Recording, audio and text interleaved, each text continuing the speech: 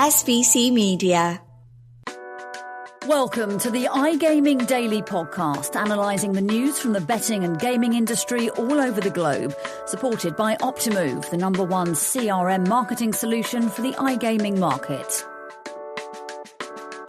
Hello and welcome to another episode of iGaming Daily. A week has passed since SBC Summit in Lisbon came to a close. The dust is beginning to settle on what was another fantastic event, but talking points from panel sessions and discussions between attendees on the exhibit floor will be in the minds of industry stakeholders for months to come. On this episode of iGaming Daily, we will discuss the key takeaways from SBC Summit for the casino, sports betting and iGaming industries, why they could be significant and how we expect these topics to develop over next couple of months. Joining me, Conor Porter, senior journalist for CasinoBeats, to talk about the event takeaways is Joe Streeter, editor of CasinoBeats, and Viktor Kayed, senior journalist for SBC News. Gentlemen, how are you both doing? You were both fortunate enough to attend the event. I was unable to attend the event. So how was the event for you, Joe? Give us a feeling of what the overall experience in Portugal was like. Yeah, thanks for having us on today, Conor.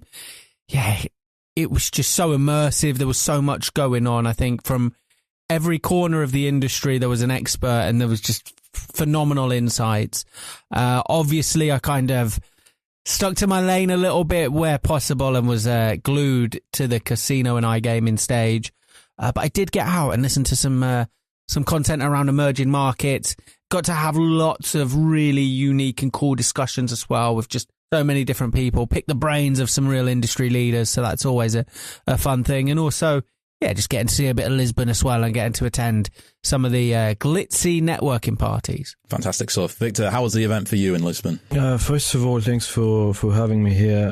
It was impactful. It was very eventful. I spent most of the time running back and forth, speaking and seeing a lot of interesting people, learning a lot about the industry, which I'm sure every attendee can say as well that they've learned a lot from it. But yes, it's been constant work, and now I'm back in Manchester, and it's again business as usual for me. Fantastic stuff. And I can say both of you have done a great job in terms of marketing the event itself for someone like me that missed out on it. And if any of our listeners want help with their own marketing, they can go to Optimove, the #1 CRM marketing solution for the iGaming market, our sponsor for this podcast. Let's jump into our takeaways from SBC Summit then, covering across the casino, sports betting and iGaming industries. I've asked you both for at least one takeaway each, and if we've got time, we'll go to a third one to round it all up. Let's start with you, Joe. And you mentioned to me the intriguing conversations that you heard about the Asian market on the exhibit floor and in the panel sessions as well. Yeah, I think there's always lots of talk about various markets, different targets of expansion for various firms. The markets that are going to be a hot topic. And obviously one is always Brazil in modern times. Lots of talk about Brazil. But it was fascinating to sit in on the one of the leaders' rooms as they kind of had. And the stage was set up very interestingly, actually, where they were facing each other in kind of a circle in the middle. And they were facing out to everybody had their back to the audience, and the audience was circular around them. It created for an interesting discussion. I felt the panel was more, they were quite collaborative in their conversation because of that, because they were all looking at each other during the panel. But yeah, they were talking about the Asian market and specifically the Philippines, as we've covered in quite a good amount of depth on CasinoBeats. The Philippines going through regulatory changes with the POGOs and the PAGCOR just strengthening action on the POGOs. What this means for the country was kind of examined. I think there was the consensus that governance in the Philippines isn't anti-gambling despite the intensifying of new laws, but they are anti-bad actors. And there was also a warning as well that was kind of interesting, that quite often the industry will be judged by the worst actor in the industry. So if the majority of the industry is, doing things above board and doing things well and morally, there's still a tendency to judge the whole industry on the actions of the worst possible actors. And that's something that can be learned across Europe and across America as well. I think it's important to have a clean industry because the bad actors are very much a stay. And there was also kind of talk, obviously, when you're talking about Asia, of the emerging markets in Asia being Thailand. We see progress being made with Thailand, integrated resorts in that region, just so exciting because, Thailand's such a hotbed for tourism. It's such a fun place to visit.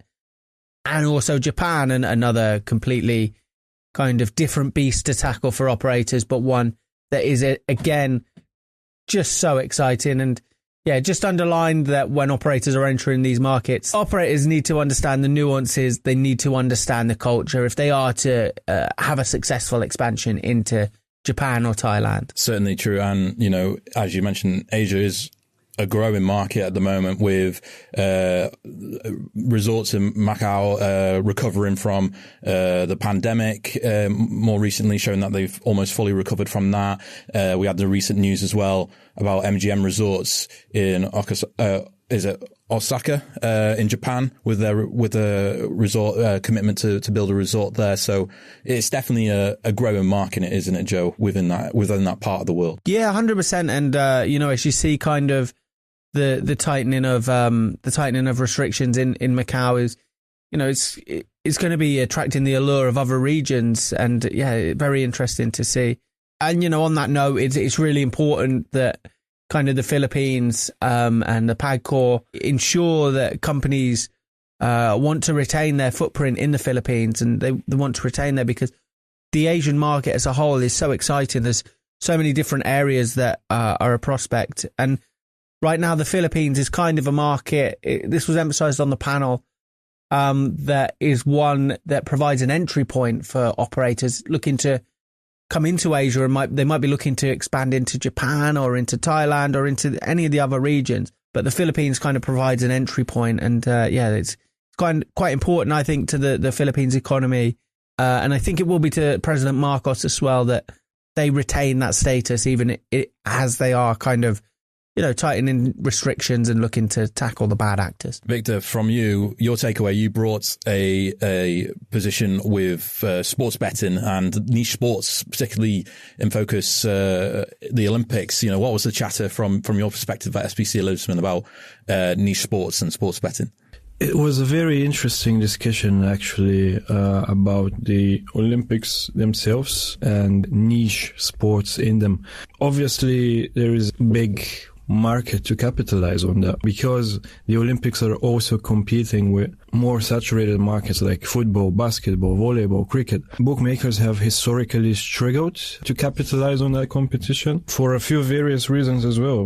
One, for example, is the timing itself of the event. 2 years apart, when you compare it to a full year of traditional sports calendar. Like I said again, the niche sports in them, like skateboarding, archery, athletics, shooting. Big sports are in the Olympics, but they are not, if you wanna say, the stars of that competition. So that's why historically it's been a tough market to capitalize on, from my understanding. And until recently, there wasn't that player factor, in quotes. I'm making air quotes, but you can't see me. But the main discussion was how can they leverage that? And another key takeaway is, like I mentioned, that player factor. For example, before, I don't know how long ago, years ago, professional athletes weren't allowed to participate in the Olympics, which now they are. We have Djokovic with tennis. We have LeBron James and Steph Curry with basketball. So these names themselves, that player factor, like I've mentioned, they carry a brand with them. So, and that brand is often either equal or maybe even surpassing the value and attention to the Olympic brand itself. So there is definitely an opportunity for operators to tap into that. It's wall to wall as well. There's like non-stop opportunities. There's no break in action. There's always something going on. So there's always a betting opportunity. And you mentioned the time, Viktor, as well. Like obviously this one was in France. So we're on a European time schedule. the next one is in the US, I think, right? The next one is in LA. Is that correct? I believe so. But with your points, Victor, especially with the Olympics and the nicheness of it, with it being every so years or so, within markets themselves, especially in Europe and in the US, there are sporting events that do take place, in that once a year period that do gather a lot of interest. Last year here in the UK, we saw a lot of interest in the darts during December.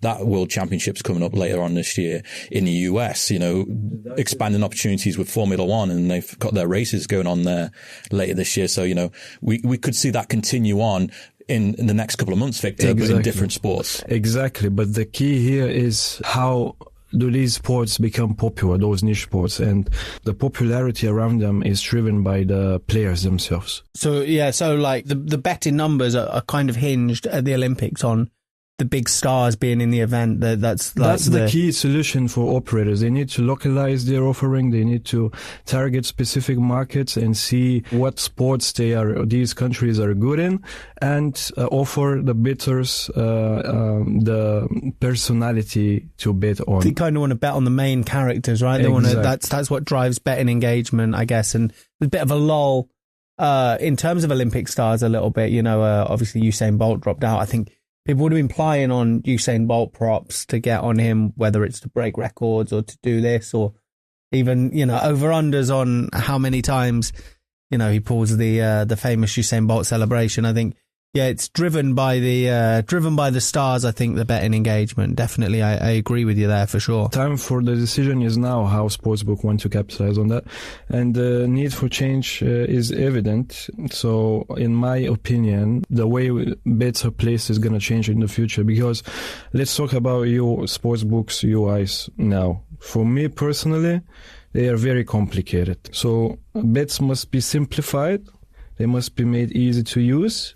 And I think sports personalities will move the focus from the teams when placing a bet, because it's much easier to connect in a so-called parasocial relationship. We see it all the time in the iGaming sector, and which is now working more closely with content streamers, just because of the interconnection between the viewer and that one person that they see. Interesting points there, Victor. Certainly ones that will be in the minds of stakeholders in the months to come. Joe, just one point I want to ask you on, particularly another takeaway that you mentioned is about AI, and about how that particularly is not exactly the silver bullet. Yeah. I just noticed the kind of change in tone around AI, and when we're talking about AI, I was privileged enough to host a couple of panels at the event, and I think there's a real change in sentiment. I've noticed a little shift in the way people speak about AI. And that's not to say that it's not going to be massively useful, but it's not going to just completely transform the way we do things instantly. It's going to be useful for different reasons, I think, now. And I think that's being established. Data management being one for sure. How we utilize data, I think AI can be tapped into there. I had a couple of conversations about kind of casinos of the future and slots of the future, and the role AI can play there. And just there are limitations on AI, especially when it comes to kind of slot creation and creating new content. You really need that human touch if you're going to hone down that quality. And it was just interesting to me to hear the sentiment around AI change, something that I witnessed with open banking as well, a similar journey that open banking went on, where, when it was first being touted, it was touted as this thing that is just going to instantly transform everything in the way that we work. And then it kind of shifted, and then, as adoption slowed, the sentiment around it just became a little bit more tentative, a little bit more weary, and it has its role, like AI will, but I think it's just learning to know where the ceiling is for now and slowly raise that ceiling. But, we're not going to shoot it up like a rocket ship. Certainly true. And many casino operators, sports betting operators, iGaming operators have been looking at AI and how to incorporate that into how they operate in order to, best utilize how they provide their services, and also how, in Victor's case, how to best provide a user interface that works well for their customers too. So those will be takeaways that will definitely be in the thoughts of plenty of stakeholders in the months to come. We're going to round off here now. So, like, any final thoughts that you want to mention about SBC Summit Lisbon for now until next year? Yeah, no, it was just a fantastic event, and I did get to share a moment with Victor actually really briefly where he enjoyed duck pancakes for the first time. Not a Portuguese delicacy, but Ted, they came out. But Ted Menmuir, delicacy nonetheless, exactly. And they came out and he looked very confused, and I got to witness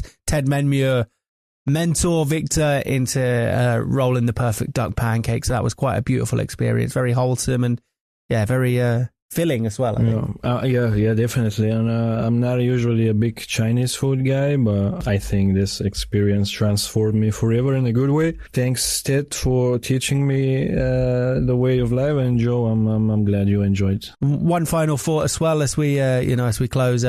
One of the panels, a really interesting note, a really interesting takeaway, a bit of a side discussion, but we're kind of trying to take a closer look at what casinos in the future will look like, what games and how immersive games are going to be. And there was a little clue that as we wait, I know we're all gamers here as well, so as we wait for Grand Theft Auto 6, there could be a hint that, we're going to see a casino in Grand Theft Auto 6, and it might provide a clue as to what casinos in the future look like. So yeah, something to look out for. Yep. I will definitely be looking out for that. Do you think we get currency? You can play with Grand Theft Auto currency, I guess. I heard the rumor there's going to be a crypto, but let's not get into the crazy. It's going to be exciting though, something to look out for. Yeah, let's not delve into rumors and all that stuff. Thanks, gentlemen, for joining us on the iGaming Daily podcast today. It was great to hear your thoughts on SBC Summit in Lisbon and your experiences at the event. And be sure to tune in tomorrow for more from iGaming Daily. Thank you for listening to today's iGaming Daily podcast, supported by Optimove, the #1 CRM marketing solution for the iGaming market. If you want to find out more about some of the subjects raised today, feel free to explore any of the sites in the SBC News network or check out the latest edition of the SBC Leaders magazine. Happy reading.